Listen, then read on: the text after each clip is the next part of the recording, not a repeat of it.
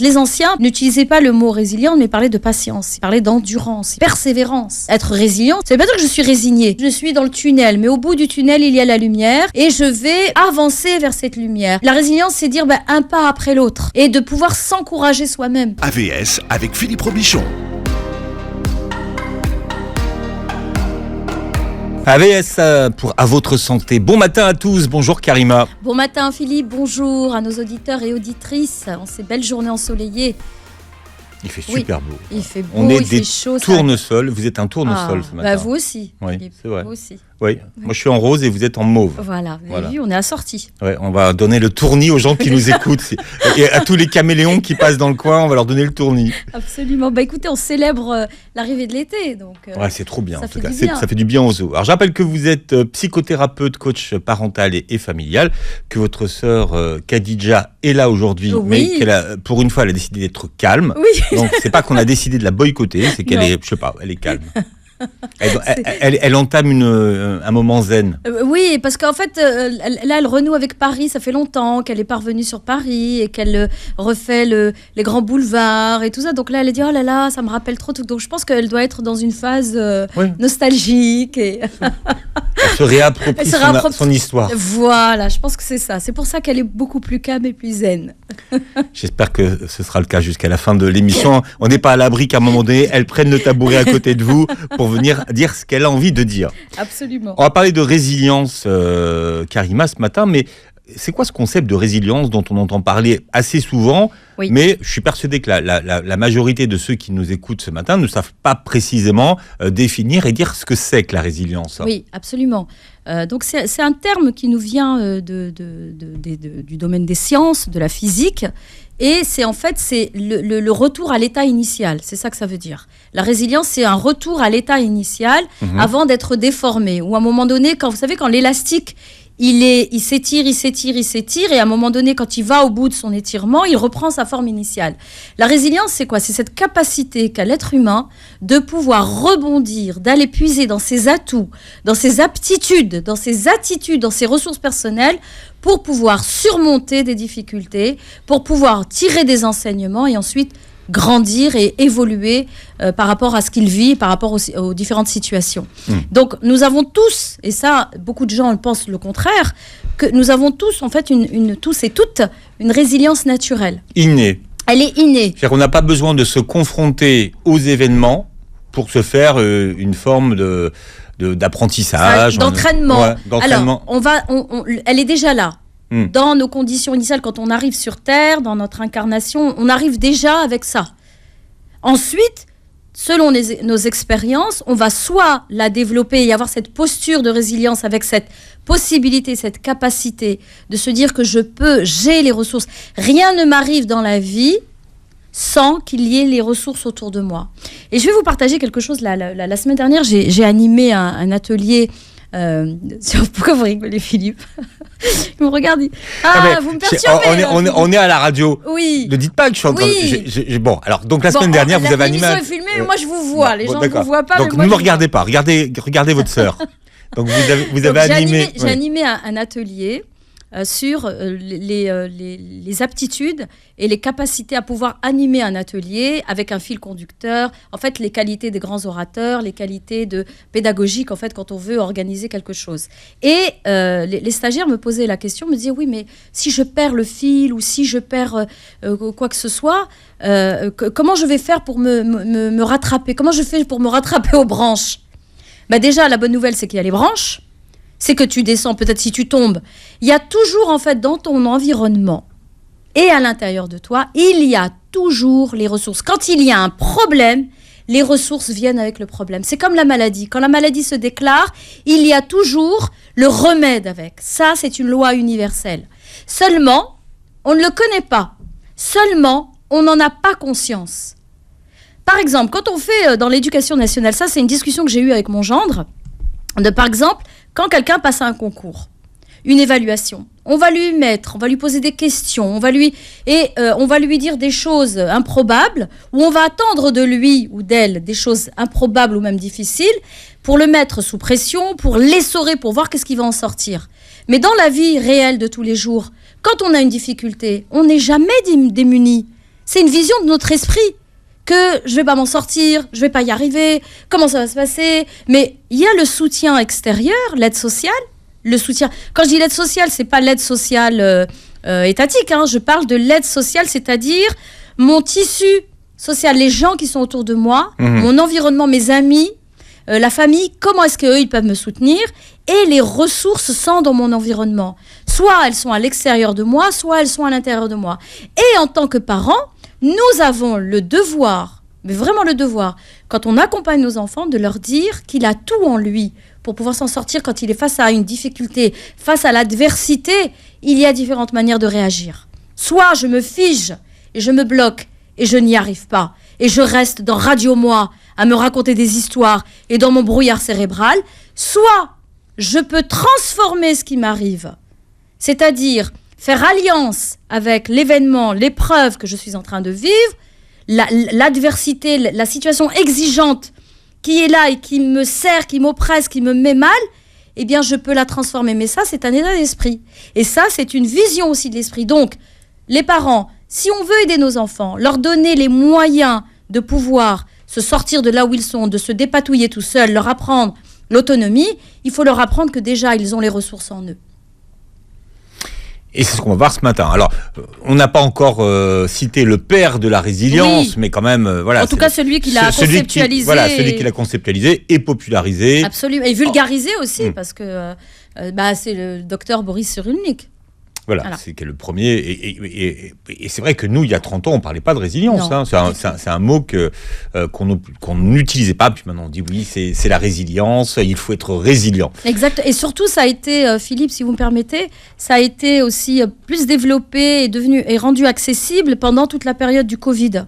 Pendant toute la période de la crise sanitaire que nous avons vécue, où il y avait beaucoup, quand vous alliez sur les réseaux, ou même en allumant la télé, ou en regardant, développer votre résilience. C'est quoi la résilience face au virus, face à cette crise? Combien de temps elle va durer? C'est ce qui nous a permis de tenir, en allant puiser dans nos ressources intérieures. Parce que vous vous rappelez, tout le monde pensait qu'on allait tous mourir. On ne pouvait plus se voir ni se parler, enfin se parler oui, mais en tout cas être ensemble de manière physique. Et donc, de dire, je vais aller puiser en moi. Surtout quand on a l'habitude d'être avec du monde autour de soi, d'être avec sa famille. Et là, du jour au lendemain, on est coupé. Je n'ai qu'un seul recours, c'est de rentrer à l'intérieur de moi et d'aller chercher cette force et cette énergie qui va m'aider à tenir et à supporter l'insupportable. On va donc expliquer aux parents qui nous écoutent ce matin comment vous pouvez activer la résilience chez nos enfants pour en faire des êtres super résilients, parce que ça s'apprend. Est-ce que vous diriez, Karima, que la résilience, c'est une compétence, un petit peu comme les soft skills, comme on dit aujourd'hui Alors, c'est un muscle, en fait.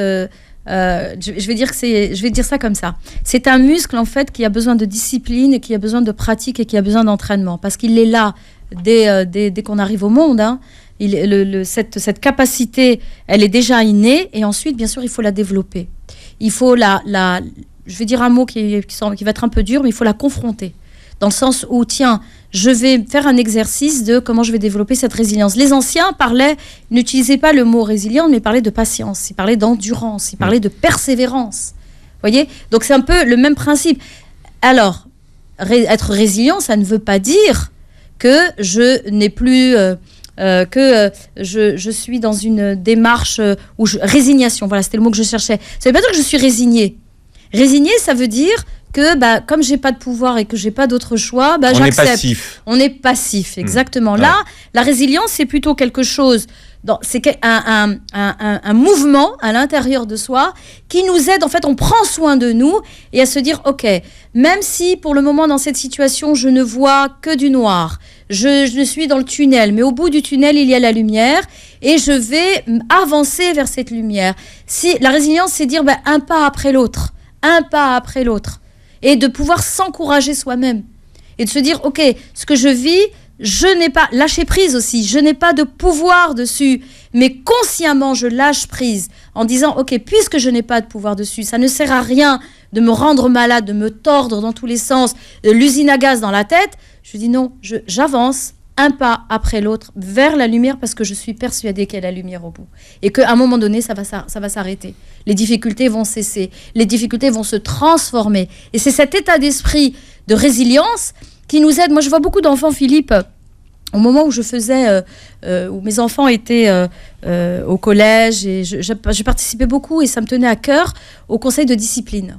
Et en écoutant pour un enfant qui a été violent avec le professeur, qui a mal parlé, qui a déclenché l'alarme incendie, qui a fait quoi que ce soit, d'aller chercher l'origine, en fait, la source de ce comportement.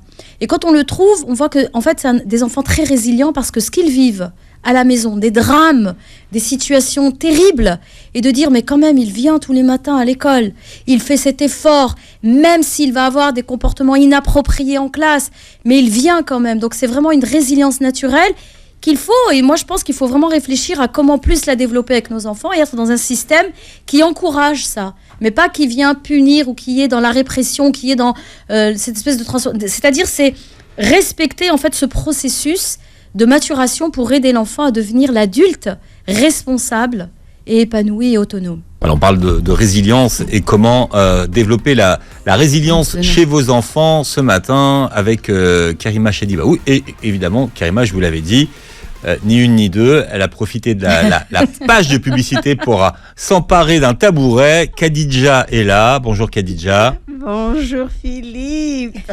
Bon, et vous êtes thérapeute du couple. Et vous exercez thérapeute familiale à Marrakech. Voilà, exactement. On parle de la résilience et je sais que vous avez énormément de choses à dire sur la résilience.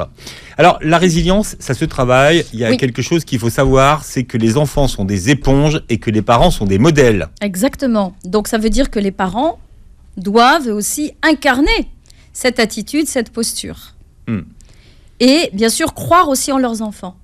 Croire en eux, avoir confiance en eux, vraiment être dans cet optimisme en tant que parent, donc confiance en les capacités de mon enfant, qu'il va y arriver. Et on le voit souvent, on donne cet exemple, le petit enfant quand il est là avec son jouet, vous savez, avec le jouet, il est en train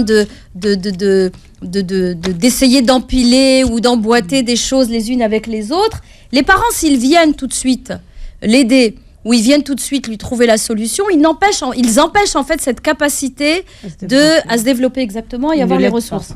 Ils ne l'aident pas parce que... Vas-y, j'ai mal mis mon micro. Vas-y. D'accord.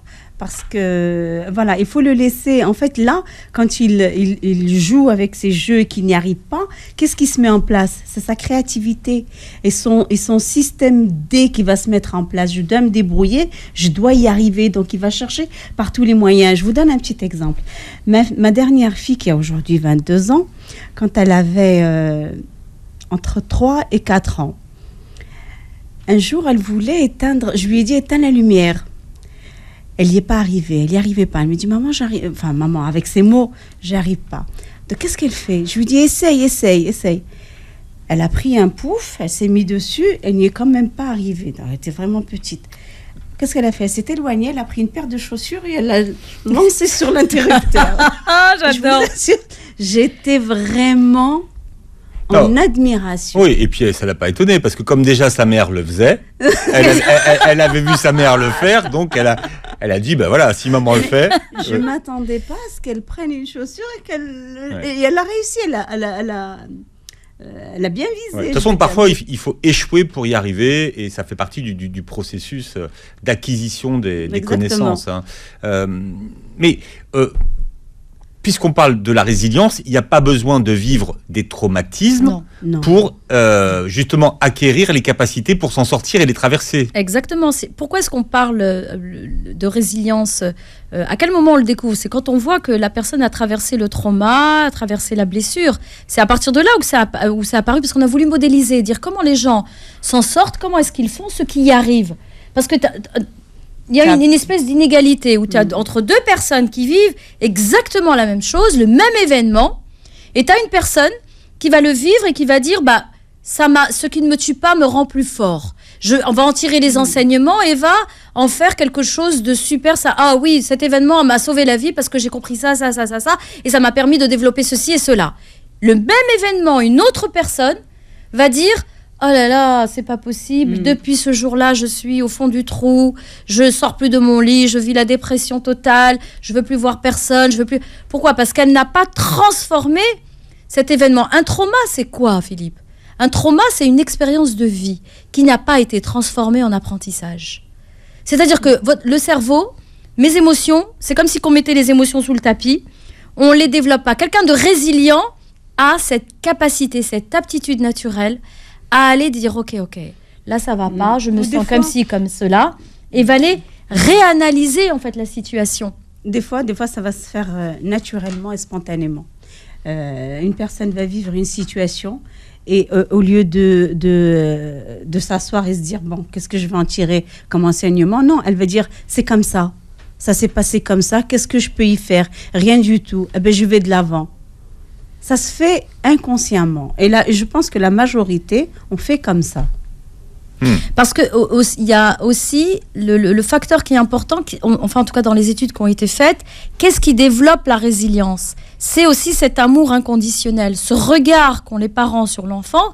S'ils le regardent, par exemple, moi je le vois beaucoup, et ça a été un grand enseignement pour moi, les parents qui ont des enfants porteurs d'handicap. Et vont regarder l'enfant avec cette brillance, avec ce... Oui, il est porteur d'handicap. Oui, il n'a pas les mêmes chances que les autres. Oui, ça va être difficile. Oui, ça va être le parcours du combattant. Mais en même temps, il développe quelque chose de dire mais je crois en cet enfant, je crois en lui. Et même s'il n'a pas les mêmes aptitudes ou les mêmes chances que les autres, mais lui va en développer. Et c'est cette manière de le regarder qui va faire qu'il va développer cette résilience naturelle. Et on a des exemples de ça.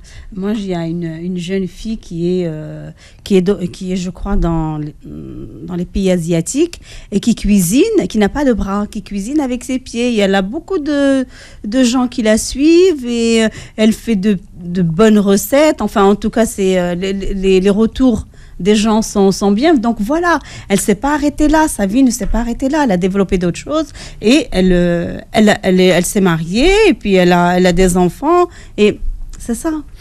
Et souvent, quand on a le regard extérieur sur ces personnes-là, on dit mais comment ils font? Parce que moi, je n'y arriverai pas. Exactement. Voilà, c'est ça. Comme les grands athlètes qui sont unijambistes ou les athlètes qui sont handicapés et qui jouent au basket et qui jouent vous savez, ils ont des associations pour handicapés où les handicapés jouent. Oui, en e-sport, tout ce qui est... voilà, ils auraient pu s'arrêter. Là, ils ont développé une résilience. Bon, c'est vrai qu'on a développé aussi à côté une association et des jeux spécifiquement pour eux. Mais bon, ça s'est fait à partir... C'est une personne qui, un jour, qui est handicapée, qui s'est dit, moi, je ne peux pas rester, ma vie ne peut pas s'arrêter là. Absolument. Et c'est une personne comme ça, handicapée, qui a eu l'idée de créer ce genre d'association et ce genre de compétition pour les gens. Alors là, je suis d'accord avec vous pour les exemples que vous évoquez, mais pour un exemple ou deux ou trois ou quatre, combien d'exemples de gens qui ne le sont pas? Est-ce que finalement, tout le monde est résilient ou la majorité des gens ne le sont pas? En fait, comme on l'a dit au départ, c'est une aptitude que nous avons tous, elle est innée. Parce que l'être humain, il est flexible. L'être humain, il a une capacité d'adaptation extraordinaire. On parlait tout à l'heure de la résilience, c'est quoi? C'est reprendre forme. Je reprends ma forme initiale. C'est ça, d'accord? Donc, ça veut dire qu'on l'a tous. Maintenant, est-ce qu'on ne l'a pas enterré quelque part? C'est comme les gens qui se disent être déconnectés de leur source, déconnectés de leur cœur, déconnectés, qui sont qu'une tête qui marche sur deux pieds, parce qu'ils ne peuvent plus écouter leurs émotions, ils se coupent de leurs émotions parce que les émotions, ça fait souffrir. Beaucoup de personnes pensent ça. D'accord? À juste titre, parce que ça les fait souffrir, c'est que c'est une réalité. Mais parce qu'on ne leur a pas montré une autre manière de faire. On ne leur a pas montré que la difficulté dans laquelle tu es, dans cette difficulté, moi je crois très très fort parce que je suis dans le courant de la psychologie positive et parce que en tant qu'aussi, moi je suis croyante, et je ne pense pas, et vraiment c'est une conviction avec ma tête et avec mon cœur, que mon créateur ne va pas me mettre dans une situation s'il ne me donne pas les moyens de m'en sortir. C'est une philosophie de vie. Alors après, on peut l'appeler Dieu, on peut l'appeler comme vous voulez, quelle que soit votre croyance. Mais ça, c'est une loi universelle. On la voit dans la nature. Tu ne peux pas porter sur tes épaules quelque chose dont tu n'as pas la force, les compétences et la capacité à supporter. Je vais vous dire... Il suffit simplement de chercher en soi et d'aller chercher cette force. Moi, je pense qu'on est tous résilients au départ. Simplement, à un moment donné, on laisse tomber notre résilience et on se laisse happer par la problématique qu'on vit à ce moment-là et on se laisse noyer dedans parce que il peut y avoir diverses raisons. Hein. Je vous donne un exemple en cabinet, en thérapie, quand on reçoit une personne qui a traversé, mais vraiment le désert, sans eau, sans rien du tout, sans chameau, et qui arrive, quand elle se trouve dans notre cabinet, puis elle nous raconte son histoire et nous dit, donc on lui demande ce qu'elle attend de nous et qu'est-ce qu'elle veut réellement. Et la demande explicite, c'est « je veux changer ça ou changer ça ». Mais la demande implicite, derrière, c'est « aide-moi à grandir ». Je sais qu'en moi, alors ça c'est vraiment implicite, en moi je sais que j'ai ce qu'il faut, mais je n'y accède pas, je n'y ai pas accès, j'ai un trousseau de clés et je ne sais pas quelle clé mettre dans la serrure. Alors moi je donne souvent la métaphore, je dis, moi je suis votre lampe torche. Parce que chez vous, vous savez, quand vous allez si vous avez une cave comme moi ou un grenier, ou une baraka comme ça, où il y a plein de trucs et souvent il n'y a pas de lumière, et puis quand tu cherches un truc, tu sais que tu as un truc là-bas, mais tu ne sais plus où tu l'as mis. Eh bien, d'avoir cette lampe torche qui va nous dire, qui va éclairer l'endroit et nous dire où regarder. Vous me connaissez Philippe et vous savez mon goût pour les contes soufis. Et il y a le fameux Joha. Alors, selon les pays, on l'appelle Joha. Au Maroc et en Algérie, on l'appelle Joha. Et dans d'autres pays, on l'appelle Nasr ad-Din. Il a perdu son trousseau de clés. Et il est en train de chercher ses clés à un endroit sous le lampadaire. Et il y a un policier, je ne sais plus si c'est un policier ou un ami qui vient le rejoindre et lui dit « Mais qu'est-ce qui t'arrive ?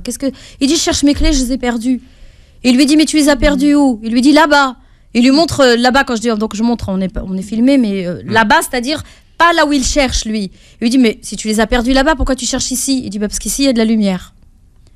Donc vous voyez, mais je trouve ça, mais c'est exactement Joie ça. est un peu bonnet, faut quand même expliquer. Oui. C'est le principe. Mais en même temps, il est tellement. La sagesse, il faut la prendre. Il est nia, on le dit. Et la sagesse, il faut la prendre là où elle se trouve.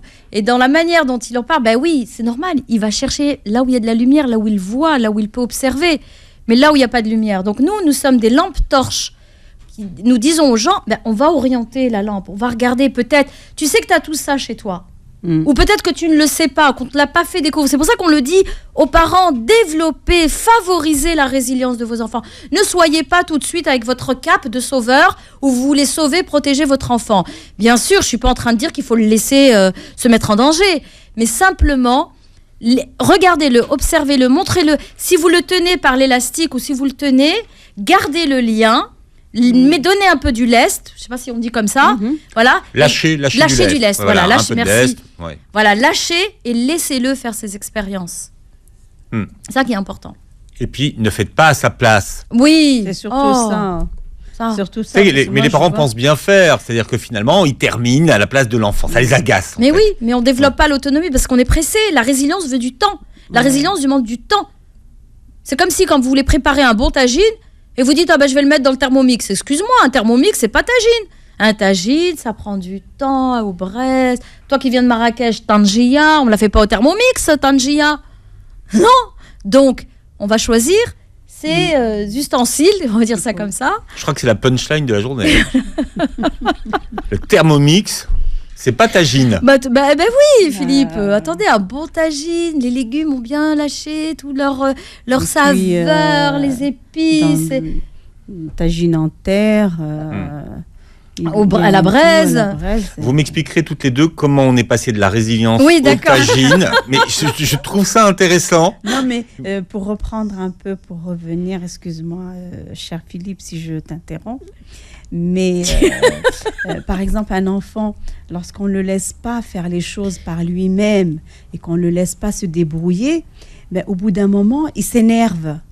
Qu'est-ce que ça va nous donner ? Ça va nous donner un adolescent qui s'énerve à la moindre des choses. Situations. Il s'énerve parce qu'il veut faire par lui-même. Voilà, et qu'on ne le laisse pas, c'est ça. Et puis du coup, qui se transforme en impatience après. Qui peut s'énerver parce que justement, il n'arrive pas à faire... il n'arrive pas à faire ce qu'il veut faire. Donc, il s'énerve parce qu'il a pris l'habitude que papa et maman viennent derrière pour le finir à sa place. Oui. Alors, dans le métier, on les appelle les sœurs Shadi. Elles sont là avec nous toutes les deux, Karima et sa sœur Khadija, qui est thérapeute du couple et de la famille, qui est là quelques jours en France et que ça fait plaisir d'avoir avec nous parce qu'on ne pouvait pas faire autrement et parce qu'on parle de la résilience ce matin. Karima, alors, donc des exercices à la maison à mettre en pratique justement pour réveiller, optimiser cette résilience chez les enfants. Alors, la première des choses, c'est la relation. Comment est-elle cette relation ? Cette alliance, faire alliance avec notre enfant, comment est-ce que je le soutiens ? Quelle est la relation avec lui ? La communication, donc comment je vais dire ? On évalue, en fait, on fait un peu de diagnostic de cette relation. Ça, c'est la première étape. D'accord ? C'est comment est-ce qu'il est un lien soutenant ? Est-ce que c'est un lien plutôt toxique et délétère ? Est-ce que je suis à l'écoute ? Absolument. Est-ce que j'entends ce qu'il dit ? Voilà. Donc, Et donc, de l'accompagner vraiment, ça, c'est la première étape. La deuxième étape, c'est la communication. Comme l'a dit Khadija, l'écoute. Comment est-ce qu'on l'écoute ? Alors, beaucoup de parents pensent que écouter, c'est parler. On n'a qu'une langue et 2 oreilles. Donc, on doit écouter avec nos 2 oreilles et écouter avec notre cœur. Donc, l'écoute, elle est importante. Pourquoi ? Pour savoir ce qui se passe chez l'enfant. Donc, on va pratiquer de l'écoute active. Et notamment, quand ils viennent, ils passent la journée à l'école, il y a beaucoup d'événements là, dans la cour de récréation, que ce soit au collège ou au lycée ou même dans les petites classes, en élémentaire. Donc, d'écouter de qu'est-ce qui se passe et comment est-ce qu'il vit les choses. Parce que quand on fait de l'écoute active, on n'écoute pas uniquement les mots. Alors, On écoute qu'est-ce que aussi... ça veut dire l'écoute active, hein, parce que c'est un terme technique, mais que Oui. tout le monde comprend pas forcément. Alors, l'écoute active en opposition, cherchez le mot, en opposition à l'écoute passive, l'écoute active, c'est-à-dire que j'ai une posture, je regarde, il y a le lien, le contact avec les yeux, la reformulation, que je montre à mon interlocuteur que je l'écoute. Vous voyez, parce que la communication, elle n'est pas linéaire, c'est une boucle interactionnelle. En même temps que moi je parle, je suis en train de parler avec Philippe, à parler avec nos auditeurs, avec Khadija, Philippe, il fait des signes de la tête, il fait des accusés-réceptions, on appelle ça comme ça, qui me montrent que, oui, il est en train de suivre et il écoute ce que je dis. C'est ça l'écoute active. C'est montrer à son interlocuteur, montrer à son enfant qu'il a toute notre attention. C'est pas, je suis en train de lui parler, ou lui est en train de me parler, pardon, et moi je suis en train de m'occuper de mes affaires dans ma cuisine ou sur mon ordinateur. Oui, et ça peut être des fois aussi reformuler ce qu'on a compris pour bien montrer à l'autre, est-ce que c'est bien ça que tu me dis ? Donc, je reformule. Absolument. Quand mon enfant me parle et me raconte le drame qu'il a vécu avec son professeur ou avec ses camarades, donc je reprends, je lui dis, donc, si j'ai bien compris, tu m'as dit qu'il s'est passé ça et ça et ça, et que toi, tu as fait ceci, cela. Donc, est-ce que j'ai bien compris ? Là, soit il va dire oui, soit il va dire non. Donc là, je lui montre que vraiment, il a mon attention complète. Mon attention et mon intérêt, et je suis intéressée aussi par ses opinions. Toi, tu en penses quoi ? Et c'est là, parce qu'on va voir un des points qui développe aussi la résilience, c'est l'esprit critique. Est-ce que nous accompagnons nos enfants à développer leur capacité d'analyse d'une situation ? Ou est-ce que non, on leur donne tout est mâché, non, ça tu dois penser ça comme ça. On en fait des bénis oui-oui exactement. Et des mini-mi, comme on dit. Exactement. Donc, lui demander son avis. Toi, tu en penses quoi ? C'est quoi ton opinion au sujet de cette situation ? Surtout s'il a été témoin, par exemple, par exemple, là, on parlait beaucoup de harcèlement ces derniers temps, et de dire, toi, t'en penses quoi ? Il a bien une opinion là-dessus. Il a bien une idée là-dessus. Donc, lui, installer l'espace pour qu'il puisse parler de ça. D'accord ? Donc, on a parlé de la relation parent-enfant. Comment est-elle ? Faire le diagnostic de cette dyade. Comment ça se passe entre nous ? D'accord ? La deuxième, l'écoute, la communication, l'écoute active. Le troisième point, c'est la discipline. Donc, Philippe, on parle beaucoup, nous, de bienveillance. Enfin de la discipline. Vous allez faire plaisir à Madame Goldman. Écoutez, Philippe, obligé, là. Je peux pas... on doit parler de discipline. Quand on parle de l'accompagnement de nos enfants, ça se fait dans un cadre, ça se fait avec des règles, ça se fait avec des attitudes qui vont favoriser le développement de notre enfant. Donc, la discipline, d'accord ? Par exemple, il veut devenir champion du monde de natation. S'il ne va jamais à la piscine, s'il ne va pas nager, il n'y sera pas. Ou si au premier chrono, quand le maître nageur va... comment on appelle, j'ai perdu mon mot, va chronométrer son temps, il va dire oui, entraîne-toi. C'est l'entraînement, la discipline, la rigueur et cette persévérance. C'est ce qui va aider. Donc vraiment installer ça. Il veut devenir, alors c'est valable pour toutes les matières, pour tout ce qu'il veut apprendre, de la discipline. Il ne va pas devenir maître Shaolin, il veut faire du taekwondo ou du kung-fu ou je sais pas quoi, il peut pas devenir maître Shaolin s'il n'a pas des heures et des heures et des heures d'entraînement avec son corps et avec son esprit. Donc, l'entraînement, la discipline. Oui, puis dans la discipline, il y a aussi, moi je mets aussi là-dedans, lui apprendre à se comporter avec les autres. Voilà, tu parlais de harcèlement. Le harcèlement, voilà, quand je demande à mon enfant qu'est-ce que tu en penses, si toi tu étais à la place de l'autre, comment tu crois que l'autre, qu'est-ce qu'il ressent à ton avis, comment il s'est senti quand tes camarades lui ont fait ça. Donc ça le met, vous lui apprenez à se mettre à la place des autres, vous lui apprenez à réfléchir, à analyser, à prendre position, et voilà, donc tout ça, donc c'est une éducation, c'est réellement une éducation. Donc, ok, c'est bien qu'il veuille être médecin, mais c'est bien aussi, parce que laisser un enfant comme ça, on fait des adultes anarchiques qui ne vont obéir qu'à leur pulsion. Tandis que quand on éduque, qu'il y a un cadre, qu'il y a le terme que tu as utilisé, une discipline, on fait des adultes responsables. Alors c'est marrant parce que je trouve que la discipline, c'est pas très éducation positive, psychologie positive. Ah si, quand même, la discipline positive, Philippe. C'est la discipline. Qu'est-ce que vous appelez la discipline positive? Mais la discipline positive, c'est un cadre de bienveillance, d'accord, bienveillance dans la relation, dans le regard, dans l'attention, et fermeté dans le cadre que vous posez. C'est ça la discipline positive. D'accord? C'est pas parce que souvent, quand on parle de discipline, tout le monde a peur. Tout le monde tremble. Je dis oulala. Allez, moi je me rappelle en classe. Monsieur Albertine, tu te rappelles? On était en internat, il disait allez, un peu de discipline ici. C'est-à-dire, moi, la discipline me faisait plus penser à ça. Oui, parce que justement, c'est la représentation. Aucune tête qui dépasse, tout le monde est au carré. Parce que c'est la représentation, qu'on s'en fait. Mais en fait, on ne peut pas vivre. Nous vivons en société, les uns avec les autres. Nous avons besoin de discipline pour pouvoir se respecter les uns les autres. Oui. Et vivre en communion avec les uns et les autres. C'est une rigueur, en fait, c'est un état d'être aussi que l'on va installer avec des habitudes, parce que l'être humain, il est aussi bien capable du pire que du meilleur. Et si je veux développer la résilience de mes enfants, l'endurance, la persévérance, la patience, le courage, l'honnêteté, l'authenticité, la bravoure, je vais lui apprendre, c'est une discipline. Ça s'apprend. Ça se fait dans un cadre. Pour développer, pour être dans un cercle vertueux. Et comme il peut être aussi capable du pire, t'as pas d'horaire, tu vas à l'école quand tu veux. T'as pas d'horaire, tu manges quand tu veux. C'est Oh, tu dors plus, gars. Tu dors plus. Non, tu dors à des heures. Pourquoi? Parce que c'est fait de manière à respecter tes besoins. La discipline, elle doit être accompagnée de besoins, d'être à l'écoute des besoins de l'enfant. D'accord?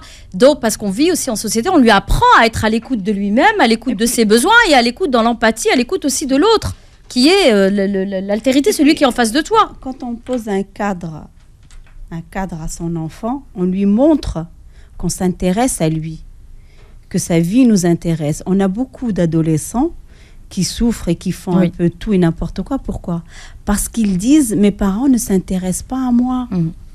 Alors que les parents, ils disent on lui fait plaisir, on le laisse faire ce qu'il veut. Donc, il a besoin d'avoir un cadre. Et ça, c'est...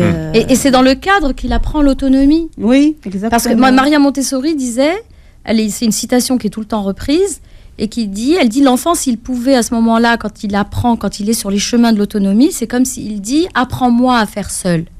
Apprends-moi, c'est-à-dire que tu es avec moi à faire seul. Plus tard, à prendre mes décisions par rapport à un événement, développer cette résilience par rapport à une épreuve, et j'en tire les apprentissages et je saurai ensuite, quand je suis face à des difficultés, de dire oui, face à cette adversité, il y a différentes manières d'agir. Comment je veux agir? Comment je veux m'en sortir? C'est ce que ça va apporter.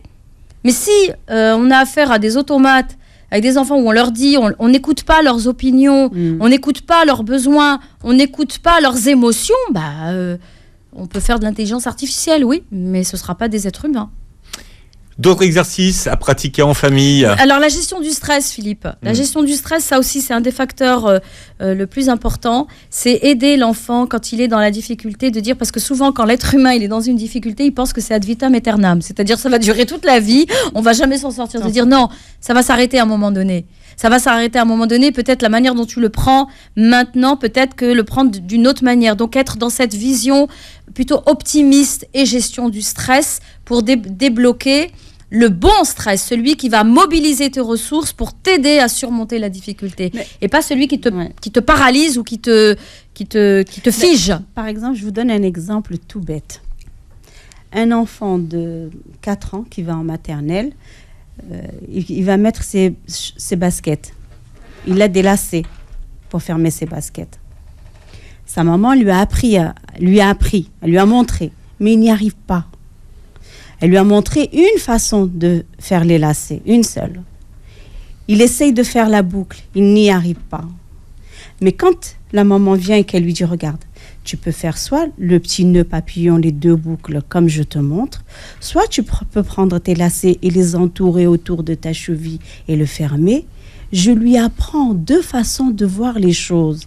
Donc, en même temps, je lui apprends à développer sa capacité à être patient et à développer sa capacité de créativité et à ne pas perdre patience, à être là. Bon, je ne suis pas arrivée de cette façon, mais peut-être qu'il y a une autre façon de voir. Donc, je vais chercher. Donc, ici, ma résilience, elle se développe. Après, il faut que l'enfant puisse marcher. Oui, parce que votre truc d'enrouler autour de la cheville, j'étais en train d'imaginer, c'est pas des lacets qu'il a. Non, il y a des enfants, bon, il va faire juste un tour et faire un nœud, mais l'essentiel c'est qu'il y arrive par lui-même. Oui, c'est ça. C'est ça. Et l'essentiel, c'est qu'il y pense, qu'il le fasse de cette façon, qu'il le fasse d'une autre façon, ou qu'il prenne le lacet et qu'il le rentre dans la basket. Et si ça vous énerve, c'est pas la peine de lui acheter des chaussures avec des scratchs, parce que vous aurez contourné le problème, mais vous n'y aurez pas résolu. Exactement. C'est de lui donner les moyens de pouvoir s'en sortir et qu'il y a, face à un problème, il y a toujours plusieurs solutions. Il n'y en a pas qu'une. Donc sortir de la rigidité psychologique et dire, il y a une autre manière de faire. C'est un exemple tout bête, mais je vous assure que l'histoire des lacets, vous faites le nœud, vous l'entourez autour de la cheville, ou vous roulez le lacet, puis vous le rentrez dans les baskets. Il y a 3 façons de mettre ses chaussures, 3 façons de faire ses lacets. Vous commenterez sous la vidéo, hein, si oui. vous avez essayé la méthode autour des chevilles, puisque vous verrez la vidéo de cette émission sur notre chaîne YouTube. L'émission a été enregistrée. Je rappelle que vous réécouterez l'émission en podcast également sur beurrefm.net et sur toutes les plateformes de podcast qui diffusent aujourd'hui les programmes de Beurre FM. Merci à toutes les deux. Merci Khadija. Merci Philippe. Merci à nos auditeurs. Vous êtes à combien de temps en France? Oh, je pars bientôt. Dans 4-5 jours, je Revenez-nous vite. Avec plaisir. Eh bien, Karima, on vous retrouve mercredi. Avec plaisir. Et vous tous, merci de nous avoir prêté vos oreilles. Et très belle journée santé sur Beurre FM.